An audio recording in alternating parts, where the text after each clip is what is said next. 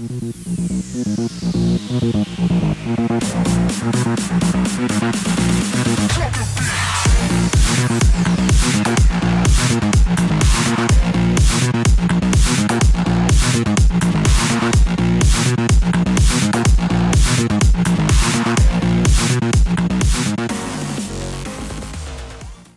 guys, and welcome back to another episode. So, continuing on with my Native Watercraft content at the moment, today what we're going to be doing is a video discussing why I pick Native Watercraft over Hobie and a lot of other kayak products out there.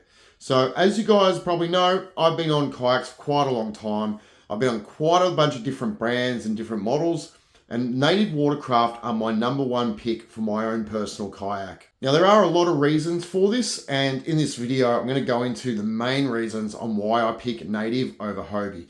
Now, there are other brands out there, mostly Chinese-made brands, and I don't really view them as a competitor to Native and Hobie. Those two brands are basically the two major brands within the Australian kayak market. So I'm going to be looking at those two brands specifically here.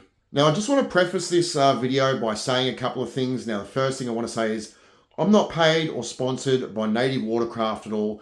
I love the brand. I think it's a great kayak brand. I think it is the best kayak that is sold in Australia. So I'm not being paid or anything to give my opinion here. Now, the other thing I want to say is I don't think Hobie is a bad brand at all. I think they make a great product.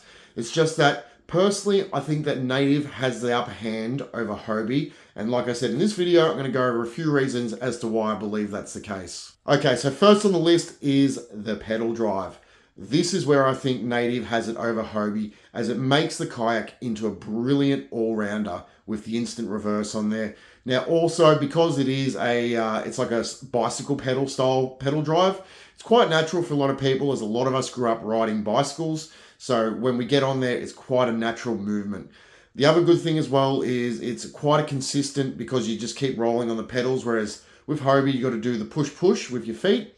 With Hobie, I find a lot of people, they'll take a break and then start pedaling, take a break and then start pedaling. With the Native, you can just keep rolling the pedals, keeping a consistent and smooth speed. And when it comes to things like trolling, this is where it really, really makes a difference. Now, in my kayak review of the Native Watercraft, I go into a little bit more detail on the pedal drive. So I'd recommend checking out that video for a little bit more of my thoughts on the pedal drive itself. Okay, so on to my second point, stability. Now, I haven't had a hell of a lot of experience on a bunch of different Hobies, and my experience with the Native Watercraft is the Slayers. Now, I do know that the Titan is a lot more stable again. I haven't had any experience on it, but when it comes to the Hobies that I have tried, I've tried the Compass, I've tried the Passport, and the one thing I noticed with those kayaks is the primary stability wasn't great. Now, when you compare it to, say, my Max, the primary stability was probably about the same, but the difference between the two is when it came to the secondary stability, my Max, it'll get to a certain point where it rocks to one side and it doesn't want to go any further. I didn't get that feeling at all, especially on the Compass, and it felt like it was wanting to roll over. So personally, what I find with stability is that the Native is a much more stable platform for you to be pedaling on. Now, the other thing about stability I want to point out is I know a bunch of people that own the Native Watercraft models, and I know a heap of guys who own the Hobies. Now, I know some guys that have rolled Compasses, rolled Passports, even rolled PA12s and PA14s, but none of the people I know who have a Native Watercraft have rolled it over, touch wood. So, look, I don't know if that's confirmed data or, but it definitely shows me that the Native Watercraft stability does seem to be a bit better than the Hobie. Okay, so on to my third point here. There's a better layout on the Native Watercraft. You have a lot more storage compartments, hatch covers, areas to put your batteries, all things like that, as well as things like your tracks. There's bigger tracks, there's more tracks on the Native Watercraft. So it's a more modular sort of design, and there's a better layout which you can sort of customize to how you want.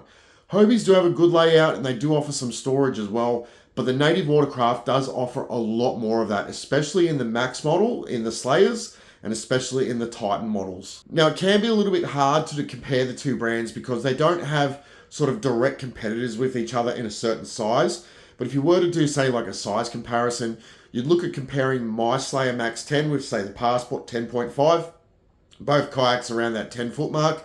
And the Passport is sort of a bit of a glorified surfboard, whereas the Max has a hell of a lot more storage solutions and modular capability. Okay, for my next point, Native Watercraft is made in the USA. Now, the quality control on Native has always been quite good. The quality of the kayaks has never dipped at any point. It's always been real top-notch stuff, and we'll go into a bit later on how Native backs that up. Now, on the other hand, when you look at Hobie, they were made in the USA to begin with. They ended up shipping their manufacturing down to Mexico, and there was quite a few problems that came from that. Now, with the recent acquisition by Bass Pro Shops, they have brought the manufacturing back to the United States, but in the second-hand market, there's a looming problem there where if you want to buy a second-hand Hobie, you want to try and find one that's American-made. Unfortunately, the Mexican-made ones just don't seem to be quite as good. Okay, so my next point kind of rolls on from my previous point a little bit, and that is parts availability. Now, if you talk to anyone that owns a Hobie kayak and has needed to get parts in the last sort of 3 to 4 years, you find out that it is a hell of a time trying to get parts for a Hobie. Now, part of that is because of the brand acquisitions that have happened over the past 5 years. I think it's been sold something like 4 times in the last 5 years. And parts availability has been absolutely terrible. Now, there's a couple of vendors in Victoria that do sell parts for them, and I really feel sorry for them because they have people contacting them needing parts for broken MirageDrives, and Hobie just doesn't supply them anymore. So it is quite a tough thing. Now, having said that, Hobie is a good quality product, but at the end of the day, parts can break. You want to make sure you can get those parts, and with Hobie, you just don't have that guarantee anymore. Now, when we look at the flip side of that with Native Watercraft, Capacity Sports has quite a good stock of spare parts, and anything that they need, they get sent from Native Watercraft in the United States immediately. So when it comes to parts availability, Native is definitely a better choice to Hobie. Okay, so on to my next point, and this is a really, really big one for me actually. Native Watercraft comes with a lifetime warranty for the actual hull of the kayak, and it comes with a 5-year warranty for the pedal drive. This is massive, and it shows you that Native Watercraft is really, really backing their product. So if you've ever got a problem like any kind of defect with the actual kayak itself, it is covered for the life of the actual kayak itself. Now, when you compare that to Hobie, Hobie offers a 3-year warranty on both the hull and the pedal drive, so decent warranty time for sure, but it's definitely not as good as what Native is offering. So like I said, it shows you that Native really backs their product. Okay, so on to my last point here now. And this is a real big one as well. There's a future product support in Australia. Now, as I mentioned, there has been problems with getting parts into the country, and there has been problems with just getting kayaks into the country from Hobie. Now, Bass Pro Shops did buy Hobie, and a lot of people were quite encouraged by that, thinking that the brand is going to get itself back on its feet. It's going to get back on track. But the problem that I see with that is Bass Pro Shops are doing that for the American market. I don't think that they're really that interested in the Australian market and what the Australian market offers them.